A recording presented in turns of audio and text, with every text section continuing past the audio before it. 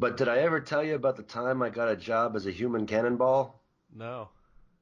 I was hired and fired in the same day. Shut up, Wesley.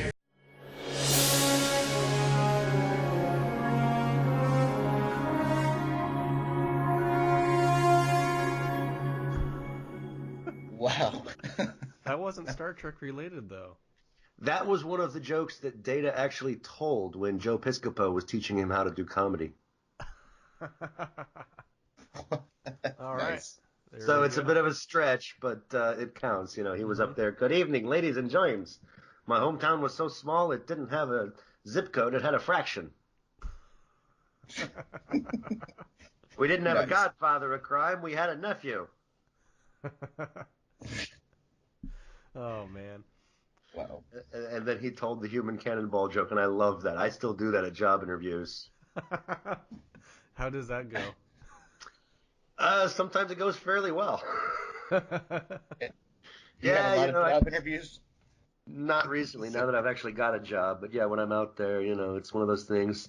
I've got an eclectic background, you know. I've had a work history that's done everything from climbing cell towers to working on antennas all the way down to selling used cars. And at some point after the interview's done, not like during the regular interview, but once it's done, they're like, so you really sold cars? Oh, yeah. Waited tables, tended bar, sold cars, worked as a lumberjack. I was even a human cannonball once. I was hired and fired in the same day.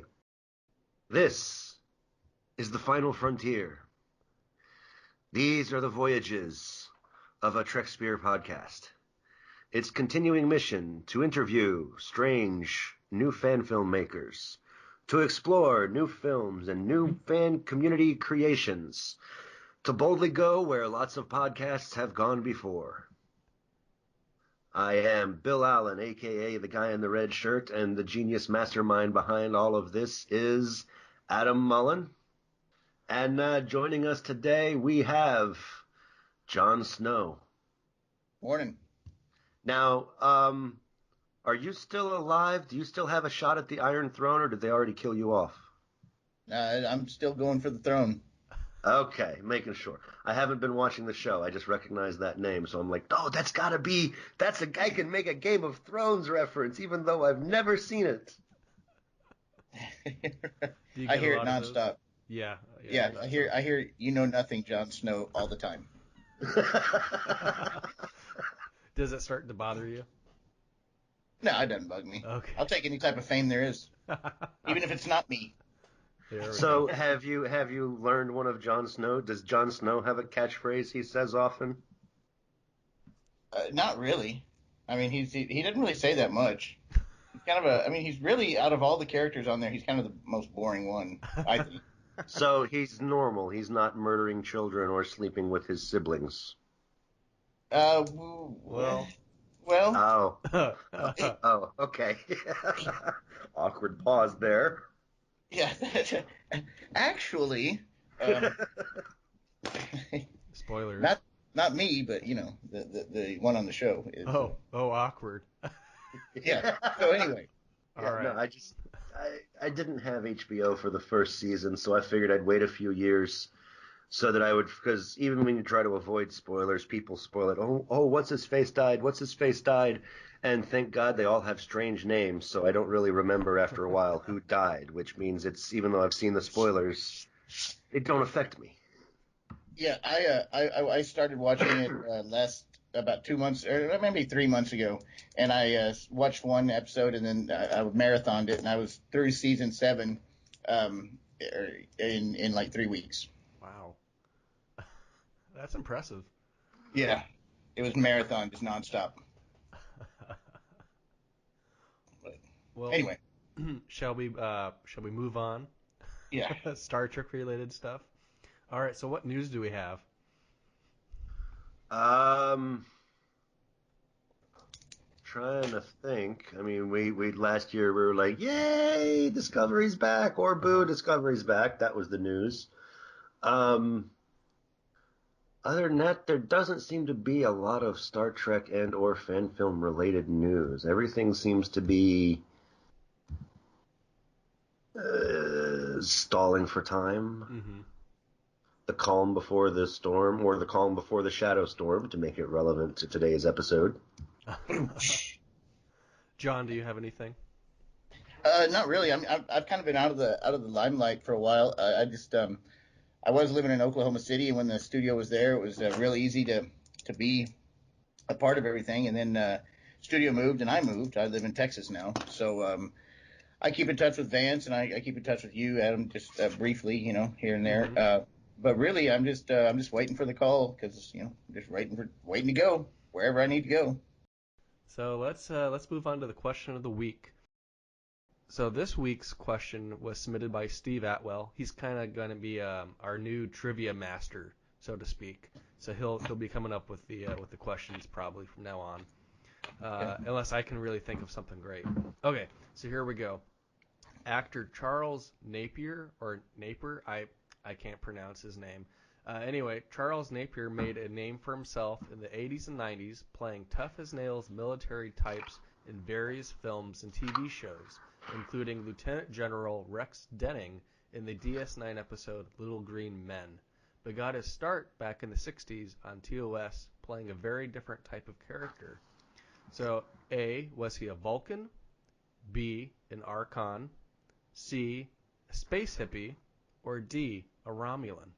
So, again, don't answer, just think about it, but do you either of you think you know? Yes. And I'm kind of disappointed.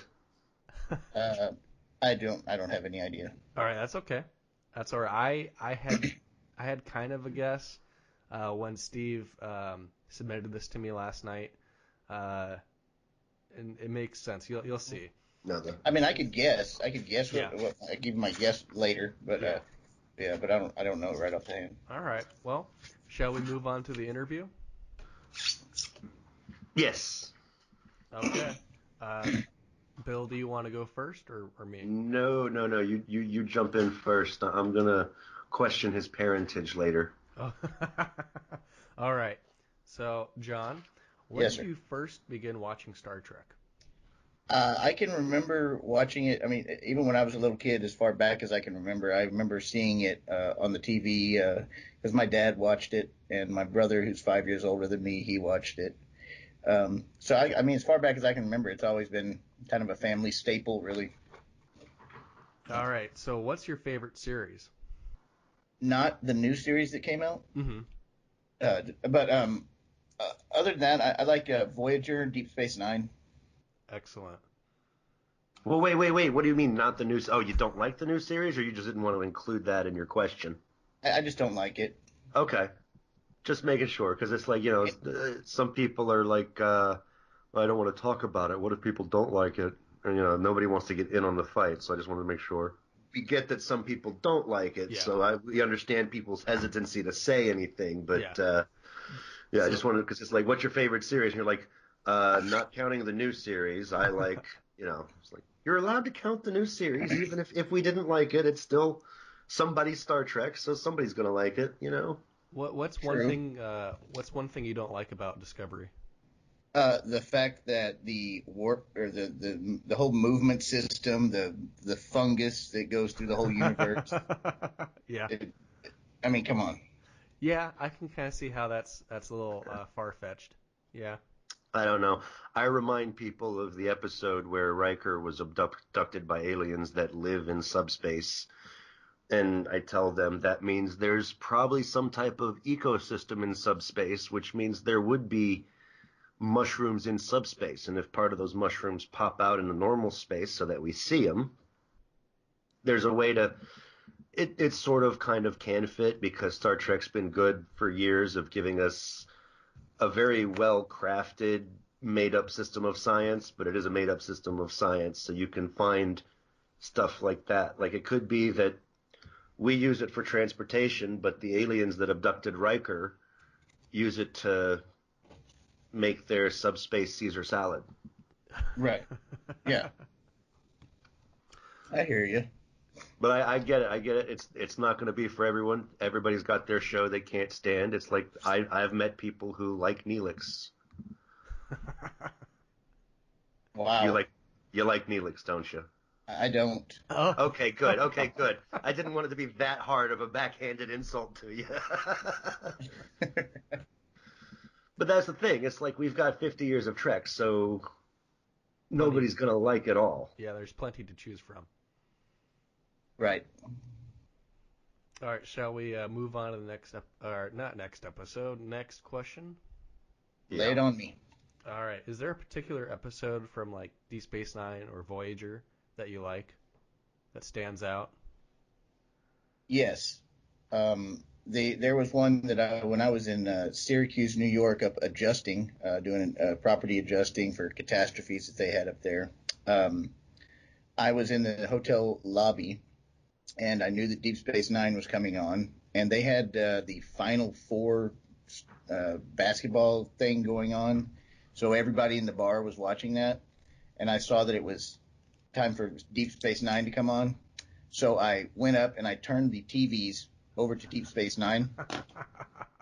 And it was the episode at the end where they had the big war, and the Klingons had come in, and the Federation were all fighting them, and there was this big space battle involved, and it was incredible. I loved that show. That was really, really good. I don't remember the name of it, but I remember I was blown away, and somebody tried to change the channel, and I told him that he better not touch it or I was going to break his leg. Oh wow! And so one of the TVs was on Star Trek while everybody else switched it back to basketball. So, but that was my favorite episode. You were channeling your inner Klingon. Yeah. Nuke Doc Pooch Pa. Nice. That's Klingon for don't touch that dial. That's Klingon for where's the bathroom. I actually learned how to speak Klingon at one point in time. Oh, can you tell us something like some Klingon poetry? Vishlach yo a ko la me. That was beautiful. That means, does it bleed that I might kill it? Yeah, Shakespeare always did sound better in the original Klingon. So what made you want to get into fan films? Actually, it was by total chance that it happened. I was, oh boy, there's a family note. Okay, so I was looking online for jobs, and I saw that there was a Star Trek audition in at this place, Starbase Studios, and I said, dude, what is this? And so I started reading it, and it seemed very interesting to me, and I expected it to be in L.A. or somewhere in New York or someplace like that. But when I found out where it was at, it was like a mile from my house in Oklahoma City. So I was like, wow. So I emailed them, and they emailed me right back, and they told me to come in for an audition. So I did, and I walked up to the warehouse, and I was like, okay, this is unremarkable. And then I walked into the bridge and was floored. I couldn't believe it. It was amazing. And I was there with Sally, actually. Mm-hmm. And so we auditioned together. And so it was amazing. And I have no acting experience whatsoever, zero. And you can probably see it on film.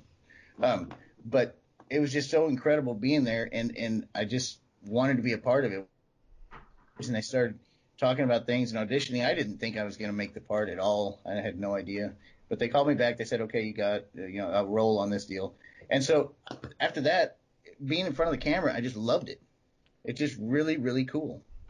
And so I just love the whole atmosphere of it. I just love, and then I started getting into the characters, and it's really cool to you can write a character down or play them on a computer, but that's one thing. But when you actually get to see yourself on screen, on film, as a character that you made up or somebody made up for you and you gave him life, that to me just really just blows me away, and I just got addicted to it, and I just want to do it all the time. Mm-hmm. So what fan productions have you been a part of? Well, I started with Grissom. Mm-hmm. I don't even know if we can say that anymore. I started with Grissom. I was lieutenant driver on that, and we did that for almost better part of 2 years, and then I'm part of Melbourne as Fador, Mm-hmm. and then hopefully I'm still the captain with you. Well, that's the idea. Right. Whatever we do going forward, we still want you to be Captain Baxley. Can you do an impression of Captain Baxley for us? I don't know if we need to do it here. So, what's special about Baxley? I don't know if it's special. What accent is that? Well, more insight into this, a little tidbit. So, Vance had told me that I needed to turn in an audition tape, Mm-hmm. for a part in the show, and so I procrastinate because I have no acting experience whatsoever, and I filming myself and having people look at it, to me, I figure that they're going to be pretty critical, and I don't even know the first thing about what an audition tape should be or whatever. Uh-huh. So I put it off, and then Vance hit me up one day, and he says, "Hey, man, you need to get that audition tape in right now, like within the hour." And I said, "Oh, okay." So I pulled over from where I was working. I was working on a job, and I pulled over into a parking lot, and I just stuck the camera up on my phone, and I don't know what happened. It just came out. Mm-hmm. So there was no rhyme or reason to it. It's just what happened to come out of my mouth, and I sent it, and the rest is history. So what John and I are talking about, Bill, and for anyone who may be listening, uh, we're talking about my Project Defiant, the captain of the USS Defiant, Paul Baxley, um, and John is we're hoping if we can move forward with production that he'll be the captain, and the captain's accent is Australian, and according to what John just said, it just kind of came out, and I really really enjoyed that. I thought it was different. Not to say that Australians are different, but They are. They're very different. but 95% of the most poisonous creatures in the world live there, and they think it's a nice place to take a vacation. So I thought it was really an interesting take for a captain. So we asked John to audition because I really liked what he did with his character of Fador on Melbourne and his previous roles. So I thought he was perfect.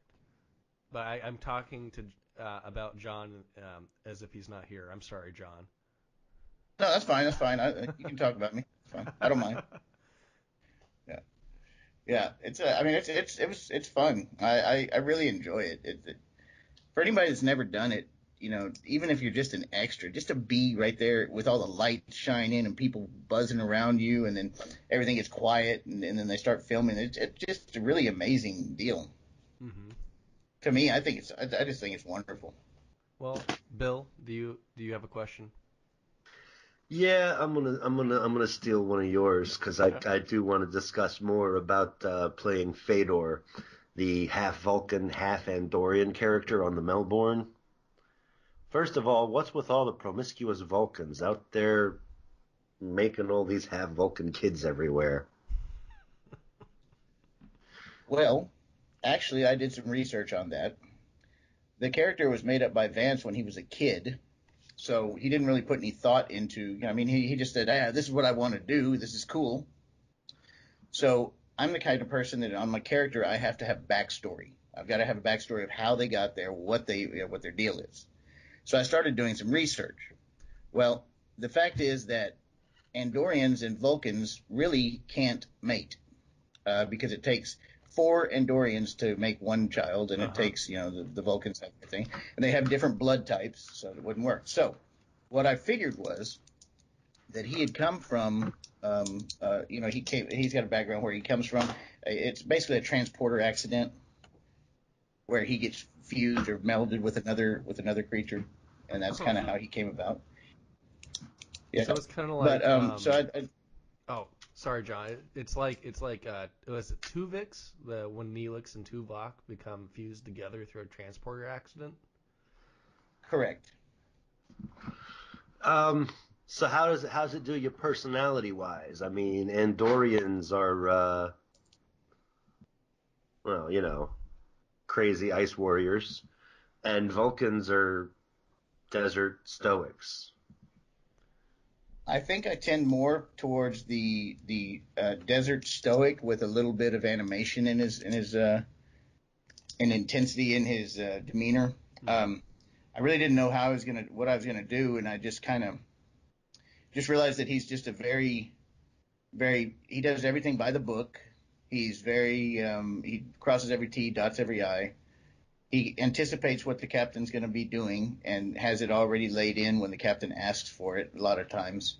And he doesn't put up with any type of insurrection or any type of insubordination or breaking of the rules. So he's kind of like a Vulcan in that sense, to where he knows all the rules and everything. But he also does get a little excited sometimes, and that's the Andorian side of him. I also changed his voice up a little bit because I was watching some of the Andorian stuff online, and they kind of talk with kind of a weird, like almost old, like an old alien voice, kind of like the wah, wah, wah, wah, wah. And so I changed his voice up a little bit, and then I also put a deal in there where he can't say A's. He said he substitutes an I instead of an A. So when he talks, he says Kypton instead of Captain, and he says Mike instead of Mark. Okay. Yeah. So I just did that in there. I said let me just change it because it just gives him something that makes him different than just another guy just talking like an alien. Yeah. So is it Fador or Fador? Fador. Okay. So how does he say his own name? I don't know. I just realized that because there's an A in it, right? It would be Fador. Yeah. Huh. See, but that's why he doesn't do that whole talk about himself in the third person thing, just to avoid the confusion. There we go. That's right. Yeah. It's like a space version of Who's on First. Yeah. I'm Fador. Hello, Fador. No, I said my name is Fador. That's what I said, Fador. I'm quite an accomplished surgeon. I can do something with that hump. What hump? Did you ever see that? The Young Frankenstein. Young Frankenstein, yes. With Igor. Yeah. Yes. Do you have any more on Fador or Fidor, Bill? No, that was my big concern. I wanted to know. It's like, what's the deal with these Vulcans, man? Mm-hmm. Yeah. Now I can tell you that when we were shooting that, I nearly died on set because I had makeup on. I had a tight like a Under Armour shirt on and some tight pants underneath it, and then I had the uniform on over that, and they had me all makeuped up and everything, and I was in makeup for probably 8 hours. And then I was in makeup it took 8 hours to get me to where I was at. And then after I was in makeup, I was like that for 2 days. Well, the end of that 2 days for me stopped with, when I looked down and my fingernails were blue. Oh my and goodness. I thought to myself, I said, that's kind of weird. What's going on? So then I started feeling real lightheaded, got a headache. So I told Vance about it, and he had this lady who was working there, who was there as an extra. She was a nurse. She came over and took my blood oxygen level, and I was at like, I don't know, like 80% or something. Oh, jeez. And she goes, "Oh my God, we got to get you out of this makeup." So they pulled me out of the makeup and I was suffocating, I guess was happening because they were using latex-based makeup, and so I couldn't breathe. My skin couldn't breathe. So, yeah. Oh my So goodness. that was good times. So I bet you're excited to get back to playing Fador. You know what? I am actually. So, sorry, go ahead. No, you go ahead. I'm not done. Oh, I was gonna say, how are they going to get around that problem? Like a different type of paint? Yeah, they're going to use cream makeup rather than the latex makeup because what they were using on me was for prosthetics and doing damage and stuff like that, gashes and scars and stuff. They mixed it together, and so because that's all they had at the time. So I think next time they'll probably go with airbrush and cream makeup. Can you do an impression of Fidor for us? Um, Item. I don't know that that's required of me. I don't know really. I'd have to. I mean, I really have to think about his lines. Like when I actually, because I'm everyone that knows me knows that I'm notorious for never reading a script, and because I just kind of let it flow, and it really irritates a lot of people. Uh, but because I just change it because to me I think it's different things. Anyway, so really have to read his lines ahead of time and figure out how he's going to speak because it's not an easy way to speak for me. It's not my typical way of speaking at all. Mm-hmm. And so it's a challenge to actually talk like that. So that's why I have to read. So it's hard for me to impromptu, I guess, is what I'm saying. Mm-hmm. Well, we should start asking people to do that Tommy Wiseau thing from the one trailer. It's not true. It's not true. I didn't hit her. Oh, hi, Mark. And make that the line everybody delivers as their character. Yeah, let's see. How would that go? It's not true. It's not true. I didn't hit her. Oh, Mark. hi, Mark. Oh, hi, Mike. Yeah, there we go. There we go. Yeah, right. That was nice. So you've been involved in two projects, one of which may not be released because of guideline concerns. What's your take on? I mean, I know a lot of fan filmmakers are like, well, we can work within this and do the small films and we'll be okay, and others are like, well, the guidelines they're really only after the big guys who are trying to make lots of money off of this. They're not after the little guys, so we'll get by with it. And some people are, like you said, just doing a duck and cover thing. What's your take on how do you think the guidelines are going to play out? Do you see it as you need to change your name and identity? Is that why you're using the alias of a character from Game of Thrones? Actually, that's my real name. But my take on it is that there was an individual that got too big for his britches and decided that he was going to take on the big boys or talk bad about them. And CBS just said, "Slap, you're nobody, little boy. And if you mess with us, this is what we can do. We can crush you and everything around you." And so I don't think the guidelines really do. I don't think they're real specific to the small fan film guys like us. I really don't feel that they're going to waste their time destroying us because as a movie company and as creators themselves, they don't want to crush stuff that's out there. I mean, because really fan film is actually free advertising for them. Mm-hmm. Because I know lots of people that have been brought into the Star Trek world that weren't necessarily in it before, and now they are because of fan films. But I don't think the guidelines are really going to be specific to anybody that's just truly a fan film guy. I think that it's meant for people that are trying to capitalize on it.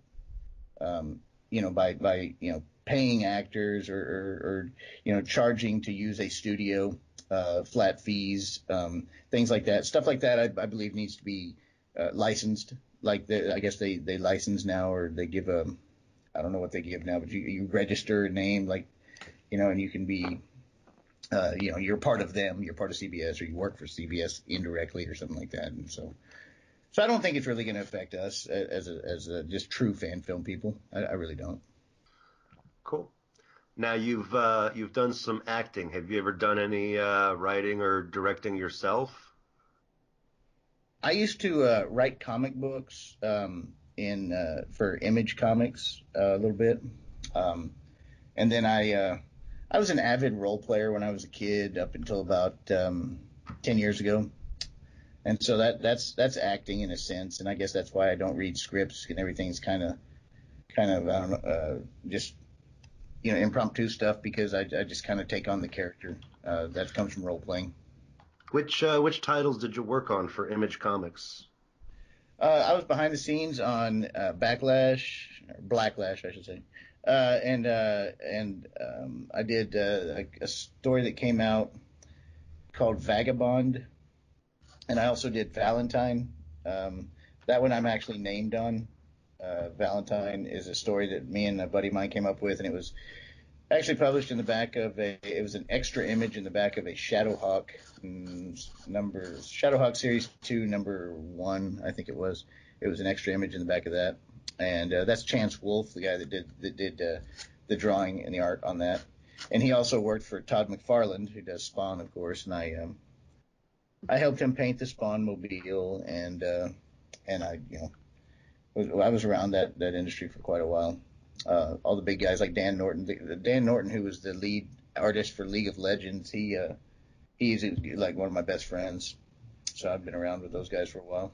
Oh, look at you, like moving in circles and stuff. Awesome. Are you currently working on any projects right now in the comic book industry? No. I got fired from the comic book industry years ago. I'm still friends with the people, though. I got into a little tiff with one of the main artists over at Wildstorm Studios, and basically told him that he didn't need to talk to me like he was talking to me, or I'd break him in half, and because he was nothing more than a comic book nerd, and that's all he would ever be, no matter how cool he thought he was. And so Jim Lee called me in the next day, and he's like, "Hey, Snow, we can't have that. I'm gonna have to take you off these. You can't work here anymore." So anyway, Man, we need to dress you up as a Klingon. yeah. So which do you prefer, portraying humans or aliens? Humans. I think it's easier for me to be human because I'm obviously human. Contrary to popular belief. I don't know, man. Picking fights with comic book nerds, that's a Klingon kind of thing. Yeah. Well, sometimes you just got to put them in their place, Yeah. Let them know who they are. But yeah, humans is easier for me. Now, I've seen Stormfront Part 1 for the USS Melbourne. Is that the right USS Melbourne, or is there another Melbourne out there I need to be looking for? That's the one. Okay. When is Part 2 coming out? Or is it out and I just haven't found it yet because I'm an idiot? Default to Vance. I don't know. Okay. So it's not out yet, but it's still in post-production. Okay. That's what I know. Okay. So coming soon, but not out yet. Because I'm like, come on, man, I want to get to the. Because it was a good. I mean, it was like short, and it's like, okay, now we need Part 2. Let's see what happens. They got their mission. Things are heating up. What's going to happen? And now we got to wait. I think it's been almost a year since it came out. It has been. Are there any future projects you plan on starting up anytime soon, as far as other fan films you might be looking at, or is there something you? Well, let's start with that. You've got Stormfront done. You've got another one that might not be released because the director is trying to respect guidelines. Is there anything else you're working on other than Stormfront Part 2? Well, I did Starship Grissom, which was the initial production that I came in on, which was a education series that these teachers put together, and we did 4 episodes of that. I think I saw one of those. Cadet on the bridge talking about visiting a black hole. Mm-hmm. Yes, right. That was the first one. Okay. And we did 4 others, but I don't know if they came out because there was a controversy with some, I don't know, ownership issues. Anyway, so that project got taken away. They killed it. So but I would like to. I really wanted that series to come through. That was really good to me. I really wanted that to work out. I was very into it. So was everybody on board. They were all great. It was really, really good. Crystal was the captain on that show. Mm-hmm. Yeah, it's like I remember I just recently watched that for some. I left my YouTube playing and it randomly cycled through a bunch of fan films and I saw that one. And I vaguely remember it's like the plan was it was going to be like a Star Trek themed educational program that could be shown in the classroom to teach kids STEM, get kids interested in STEM. Right, yeah, and yeah, because each episode had its own lesson plan attached to it, and so the kids would have to do these things, and then we would talk afterwards with the lesson plan. It was really really a cool idea, and I would still like to move forward with something of the like something like that, because that's what really initially got me involved really into it, was because it was different than just a bunch of nerds getting up and shooting a film, making themselves look great. It's people that are actually trying to help. And I've got two daughters, so they're 11 and 14. So when you see something that you could be on, and you're actually helping kids to educate them in a different way, a different medium than normal, I was really into that. And Now, my kids always also they told everybody that I was a movie star, so that was always fun. so about Grissom, because this is something I just like looked into after I saw the movie, so I do have some questions about that. When you guys were putting that together, were the leads on the creative team like actual school teachers, or were you guys just a bunch of well, you said nerds trying to make yourself look good, but are you just, community activists who wanted to get kids engaged in school, but No, no, they were actual teachers that were actually they taught in Moore, Oklahoma, which is the school there that was destroyed by the tornado that came through. okay. Well, they actually went through that tornado, and they taught at that school, and they got together and came up with this idea, and so the teachers were the ones writing the lesson plans, and they would they were good with all core whatever requirements and everything that had to deal with the state school board and all that other stuff. So that they were written specifically for training training kids with with school academics.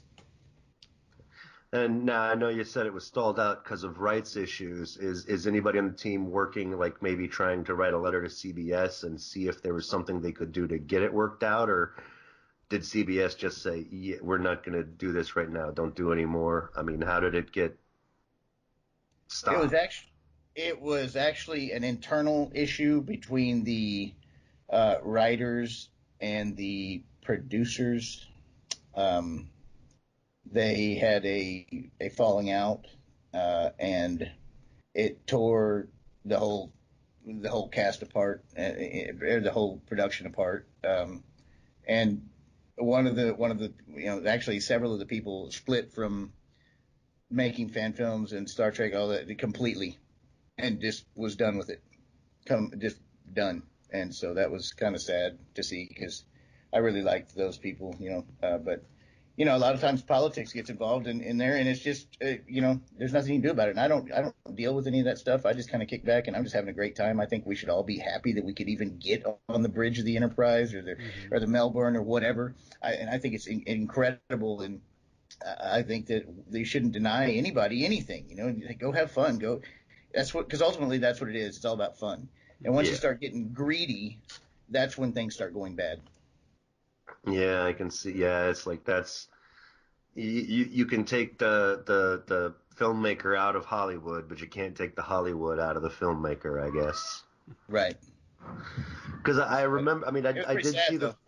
yeah, I saw that first episode, and it's like there were people on there, like YouTube comments, why would a cadet not know the basics of a black hole?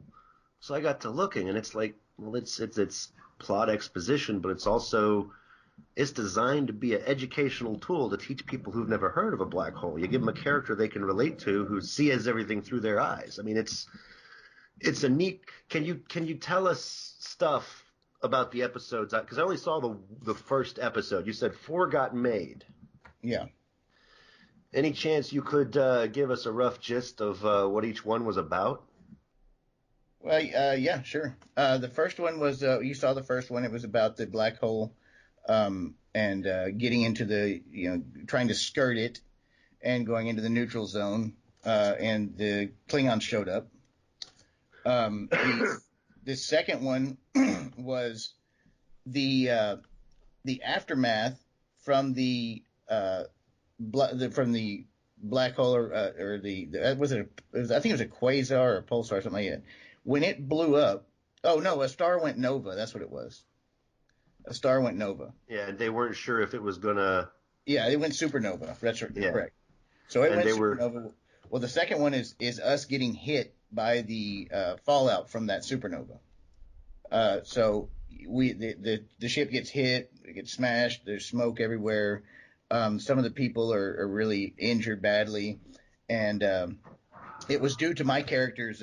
He was trying to skirt some protocols and get there quicker, and he messed up, and so it was his fault. So him and the captain get into a little tiff, and then I'm sent down to the cargo bay to help people down there because there's been this debris that has penetrated the hull of the ship, and so we go down there and save people.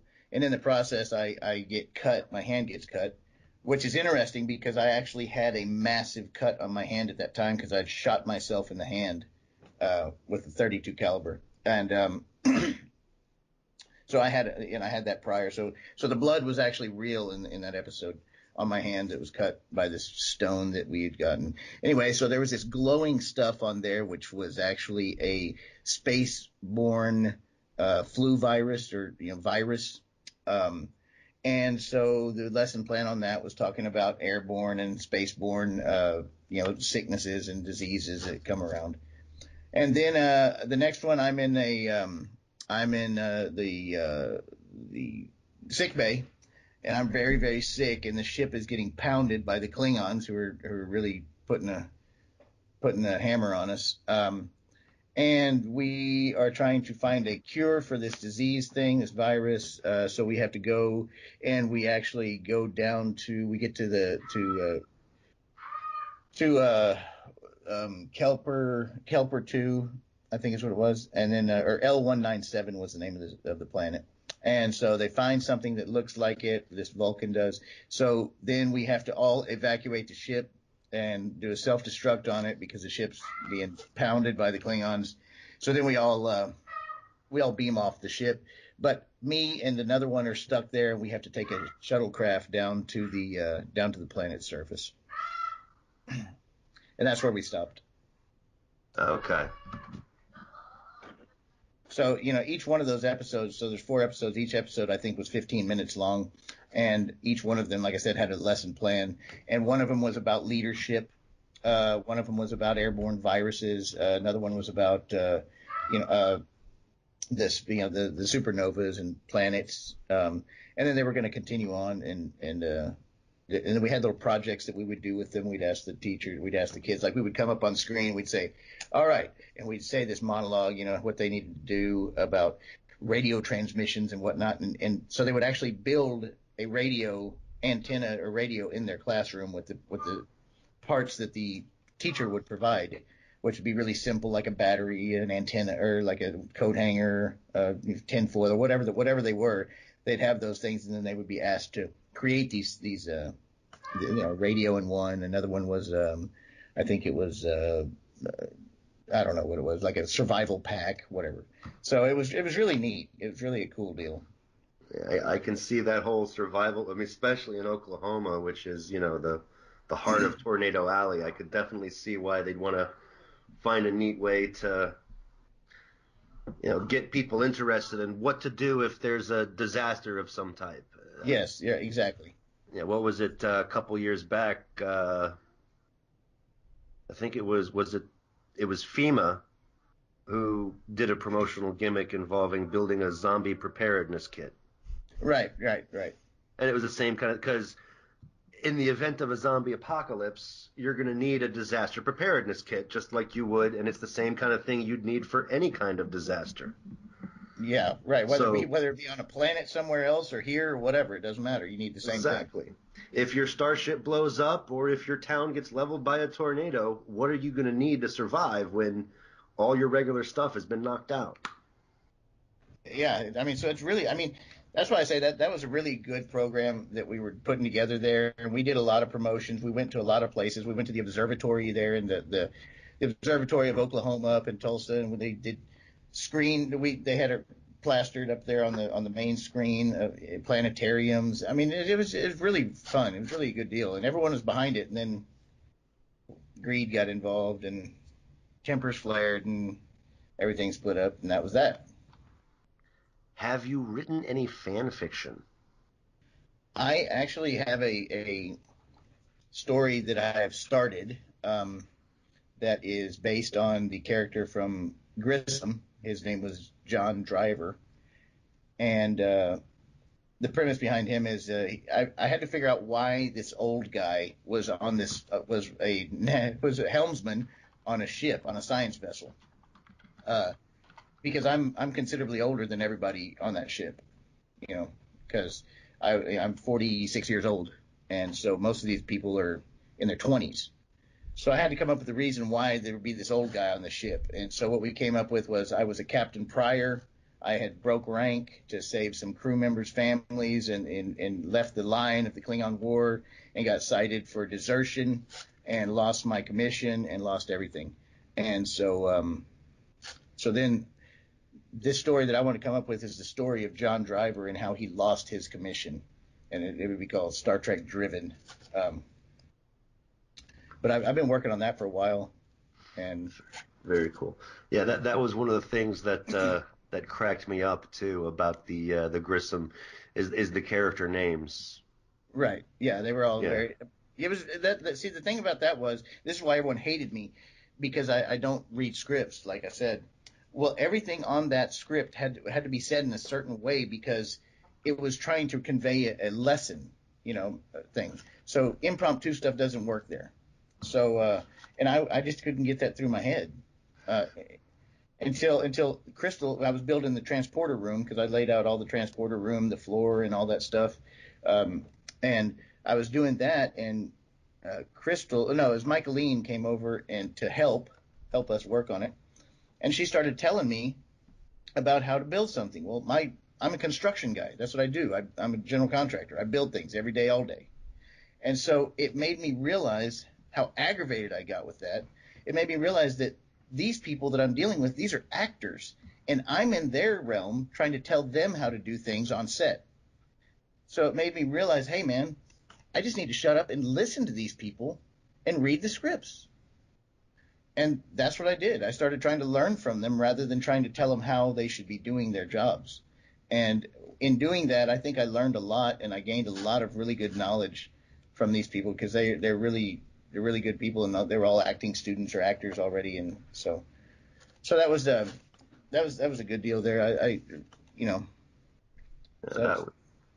That's why I do this podcast, is to hear stories like that. That's actually pretty cool. That's pretty awesome. You set out to teach, and instead you learned. It's like a Hallmark movie. All right, I've been monopolizing the questions for a while. I should probably pass it back to Adam. Do you have a favorite fan film memory? Let's see. Well, I would have to say that it would be the production that I did from the guy in L.A. Because he could make things look really good really fast, and so he put me as the captain. And there was a really cool scene where I was on the set, and he took this picture, snapped this picture, and it's really dynamic. It's on my Facebook page. But and the people that I worked with there was the girl was really fun to work with, and the guy, he was really cool. He was like 6'5" and just all muscle bound and huge. But working with those people was very, very fun, and I really enjoyed it a lot. And I was able to see the film right after we shot it, because he edited it right then. And so we, an hour later we were looking at it, and that was really amazing to me to be able to go from normal, just walking into a place to watching yourself on a movie, 3 days later. Mm-hmm. So that was a lot of fun. But other than that, I'd say that my favorite memory was definitely on the cast and crew of Grissom. We had a lot of fun together. It was really, really a good time. We blood, sweat, and tears on that show, because There were times that we'd come in and the warehouse wasn't climate controlled, so we'd either be sweating, just dying in there because it was 110 degrees, or there was instances where we had to drink hot water and stuff to get our breath to stop blowing smoke because it was 15 degrees inside this place, even under the lights. Oh. So it was pretty fun, and going through all that with the people that I went through that with, it really brought a sense of camaraderie for me, and really made me appreciate those people that were around me, Crystal and Michaeline and Julianne, and all the folk. John, are you ready for the lightning round? I'm not really sure what it is, but I guess. You'll interrupt a basketball game for Star Trek, but which Star Trek sport would you not interrupt? Parisi squares or the crazy one that Riker plays with the pugil sticks? The crazy one that Riker plays with the pugil sticks. Awesome. Since you made an educational film, what was your favorite subject in school? History. All right. Which comic book character would be a good Starfleet captain? Ooh, long shot. All righty. Now, you've lived in New York and you've lived in Oklahoma, so which do you hate more, blizzards or tornadoes? Blizzards. All right. And that's it for the lightning round. All right. Wow. Yeah, actually, I've lived in 16 different states and 2 countries. Oh my goodness. So you've also dealt with hurricanes and landslides and dingo-eating babies and. Well, I was an insurance adjuster doing catastrophe work, so I was always at the catastrophes. We were storm chasers, was what we did. So I did that for 17 years. Wow. So we wasted a whole podcast talking about fan films, and you were the guy that they based the movie Twister off of. Yeah. Well, yeah, and I was also in the military. I was Army infantry. Oh, okay. Yeah. Yeah, I was never in the military. I joined the Air Force instead. That's awesome. You were smart. Yeah. Shall we move on to the question of the week? Yes. Let's go back to the question of the week. All right. Well, the question was, actor Charles Napier made a name for himself in the 80s and the 90s, playing tough-as-nails military types in various films and TV shows, including Lieutenant General Rex Denning in the DS9 episode Little Green Men, but got his start back in the 60s on TOS playing a very different type of character. Was he a Vulcan, an Archon, a space hippie, or a Romulan? What do you think, John? Space hippie. Bill, what do you think? I'm also going to go with space hippie, Adam. Yep, you're both right. Space hippie named Adam, which is a kind of a coincidence since my name is Adam. Right. And that's from the original series episode The Way to Eden. So thank you, Steve, for that question, wherever you might be right now. Yeah, I thought it was a disappointing question, not because the question itself was disappointing, but because as soon as he said, he got it, it's like, oh, it's the space hippie one. I don't know what the aliens were called, though. I don't know what the space hippie species name was, and it turns out it was space hippies. That's what they were called. So I'm like, okay, wow, way to let us down, Gene Roddenberry. You couldn't call them hippieologists. And I usually have a bonus question. Let's see here. I'll come up with one on top of my head. So, the DS9 episode "Little Green Men." John? Who did that episode? What were the characters? Who like the main characters? Who were they? Do you remember? I don't. Probably Odo and Worf. I believe it was Quark, Rom, and Nog. It's where and they Odo, yeah, and Odo, yeah. And they go back to, I want to say, the 50s. 1947, Roswell, 47? New Mexico. That's right. Yeah. Wow. Yeah, the Quark got himself a new shuttle, and his cousin Galen, the one who owns the moon, sabotaged the shuttle to kill off Quark, because you know how Ferengi are. Right. And Rom was able to save them by blowing up the warp core in one of those "this just might work" situations that Star Trek is famous for. But it blew up the warp core and threw them back in time to the 1947, Roswell, New Mexico. That's where their shuttle crashed. Wow. And they were captured and interrogated by the military and had plans to try to take over Earth and rule the Federation. And Odo stopped them. Go Odo. Yeah. Yes. All right. Well, so do we have anything else, or shall we wrap it up?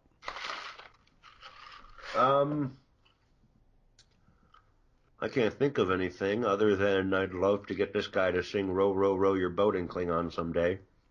Are you eating something, Bill? Ice. Ice. Ice, ice. All right.